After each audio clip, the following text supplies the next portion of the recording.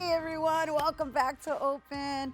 Our next guest is an award-winning Puerto Rican author whose mystery novels, the Daisy Muniz series, has recently become available as ebooks. And she has a PhD in nursing research and theory development and has worked more than 25 years in the mental health field, blending spirituality with culture for healing. And here to share more, please welcome award-winning author, spiritualist, and medium, Theresa Varela. Hello and welcome. Thank you, Rhina. It's so good to be here. Yeah, Thank we are you. so grateful for you being here because, I think we are living in a climate where we have to speak and talk everything and all things healing into existence because I think collectively we're going to be healing for 4 years. We will be, absolutely. And what is the key to that? Clarity. It's focus. It's not being in fear. I mean, there are things to be afraid of, absolutely. It's not being in denial, but it's being able to say, who am I within myself, and to bring that forward in your world. And so you have been able to service in various forms. And as a spiritualist, I want to say, is that your driving force? Because you have your hands in so many different aspects in which it's implemented, right? So I'm very curious to know how you were able to find your niche, right? Because you're writing mystery books that have those elements inside of them, but yeah, it's in everything you do. Right. So let me put it this way. Prayer and meditation, meditating, having a clear focus, as I just said, on what my service is, what does my higher power want from me? And as I asked for that, I used to go out in the morning and I used to pray for clarity. This is the truth. It's like, what the heck is going on? This world is so crazy, and I would pray for clarity. And then I'd meet people who came into my life who really guided me on the path of service to something that was bigger, which was the spiritual. I've worked as a nurse in the physical, I've worked in mental health, and now I work in the spiritual. I mean, although I still do work in mental health, that I haven't let go, because that's still part of my process. That's part of what I do as my service. But the fun part of me likes mystery, likes crossword puzzles, likes all of those things where I have to think, where my brain jumps around and looks for the hidden meanings of things, right? And, you mentioned that I have a PhD in theory development. And I was like, and research, I don't really want to do research. What can I do? What can I make it more fun? Bring it to the people. It's in books. It's in novels. And so that's basically how I funneled whatever I've learned, right? We're not static beings. We're Right. constantly evolving. I love that. I love that. I love that, and I love that that somehow you're living through the eyes of this Daisy Muniz, right? Oh, yes. Who is she, and where does she come from? Daisy is originally from Brooklyn, and I must say that I am from Brooklyn too. Right. However, I love the Bronx, and everybody I know lives in the Bronx. Okay, so I know, but she's the star of these two books, right? she is, and she's a Brooklyn girl, and most of my books are based in Brooklyn. Uh-huh. And we meet Daisy, who she's newly getting sober. So again, we have the clarity here. Right. It's like, what was my life like then?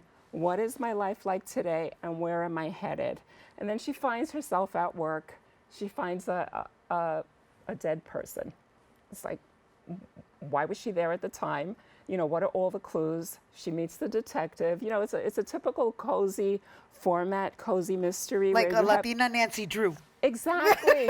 Because when I grew up, I read Nancy Drew. I was brought up on Nancy Drew, but there was no Latina Nancy Drews. Nice, nice. So this is her. Right. So this is the first one, Nights of Indigo Blue. Yes. And then this is the second one. This is the second one, Murder Murder. in Red Hook. And then I know she's not in Coney Island Siren, but the idea of us bringing these books to you guys is that they're all now available as ebooks. They are. They're, of course, in hard copy. You can just go online. They're in many different places, because I know some people are no longer buying at certain shops online. Right. But yeah, they're definitely Got it. Got it. That's Yeah. important to say. And then let's talk a little bit about Coney Island Siren. Coney Island Siren was channeled to me. I started getting this visual of a woman on a boardwalk, and it was like, oh, this is wonderful. And then suddenly her boyfriend broke in and he said something, and I was like, oh, no, I don't want to write this story. But I felt driven that I needed to. It is about violence in a relationship and what happens or what can happen. And it's actually the main character here, the protagonist is Maggie Fuentes, and it's her story. And I feel like, it's fiction, but I feel like it's really happening. In fact, I was doing an event one night, and a woman comes to me and she says, how did you know? How did you know that that was my story? Huh. And it was like, this was what I was told to write. This is what, we talk about the voices in our heads, right? So this is what I was told to write. This one I love because there's poetry in it. And again, it's like your contribution to healing the society through these whimsical storytelling styles that allow you to Exactly. escape and have a relation, because I think that's what's most important, is that relatability of seeing ourselves in the Exactly. stories. Exactly. And so I know you also use spirituality in it, and Santeria. And so, again, these are cultural values that exist within our urban landscape. Exactly that. You're not going to find that in Nancy Drew or in many of the other mysteries that we know about, right? That it speaks to us. These women speak to us. They speak to what we know, our experiences in religion. You say the Orisha tradition in Santeria, in misas, in love lost, all of the above. And my two favorite characters, and I will say this, my two queer, Rubio and Jose, this is the real world. This is what we're living in. Right. And we're not going to avoid it or deny it. Right. But we can do it Right. happily. Right. Happily, and also make sure that we keep record of it. Yes. Because that's the other part to this. We're up against erasure. Oh, no. No, well, Yes, we are. But we're not going to have that. right, exactly. And we're going to bring joy into making sure that our stories are told, preserved, and read, right? So with that in mind, and we talked primarily about your books, because we want to make sure that people understand that it's now available on ebook, which just became available this year, January of 2025.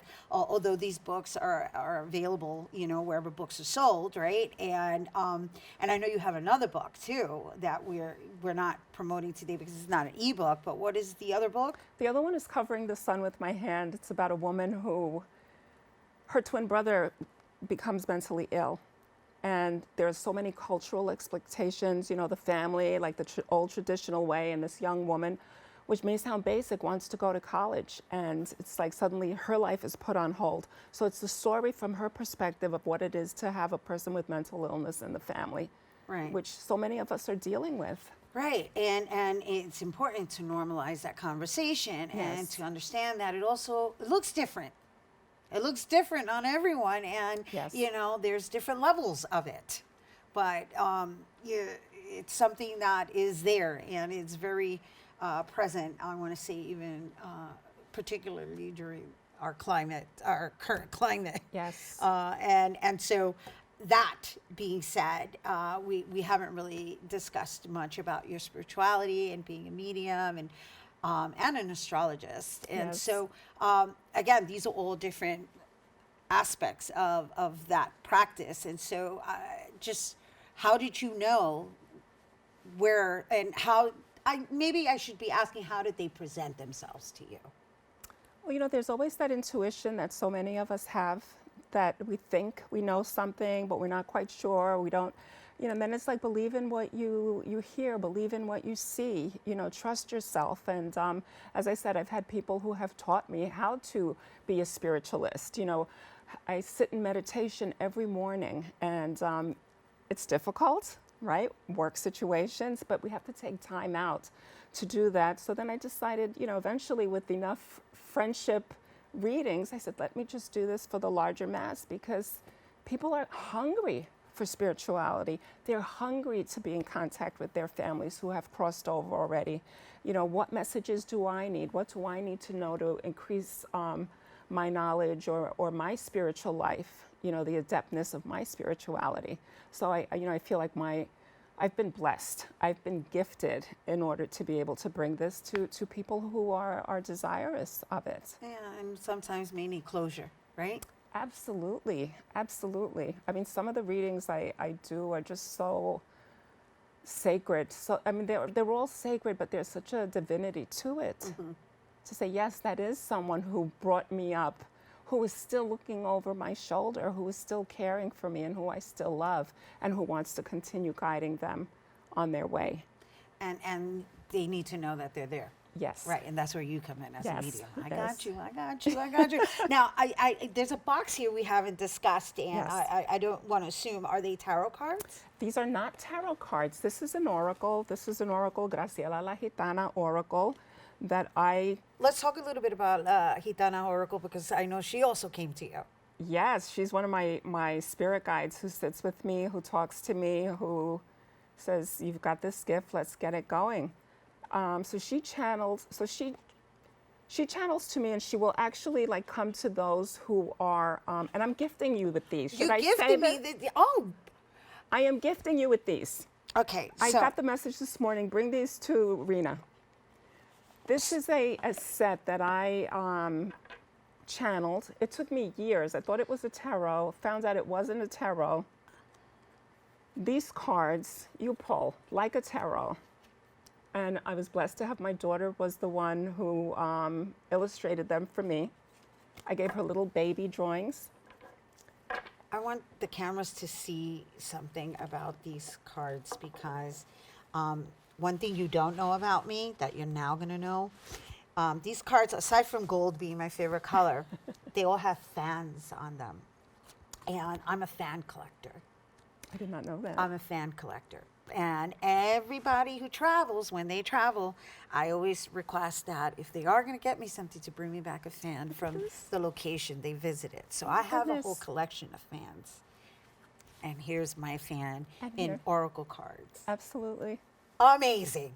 This is how Amazing. it works. Amazing. This is spirit. This is spirit telling you that you're on your path, that this is, that this is a sync. This is a synchronization. This is a resonance. And so these oracles are images, and I don't know, I'm trying to do as best as I can with the camera before we wrap up, to show that there's just sayings in them. Yeah, they're each concept cards, and then this is a booklet that comes with it that has a little poem that gives you a clue as to what the card may mean for you. And right now I'm finishing up a companion book that has a more description. It has an affirmation, and it has a reflection on each card. I love it. So it's almost like having some kind of reassurance or an affirmation to step into your day with. Yes, it's we get the clue, right? Again, with the mysteries, we get the clue of what the day is going to look like if we pull a card in the morning, and then at night we see, how did that manifest? How could it have been different? What could I have done differently, or how was it in sync with me? Wow. As you can see, I'm grinning from ear to ear because it has been my absolute honor to finally get you here in studio. Thank you. And the topic of discussion, which is something we discuss on a regular basis, mi gente, it's really about mindfulness. It's about mindfulness.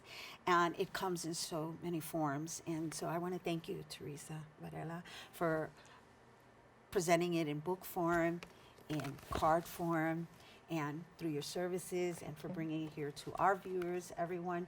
Once again, Theresa Varela, she's an author, a spiritualist, and a medium, and her ebooks are now available online and on Amazon as well. And for more information of all of her services, you can visit theresavarela.com.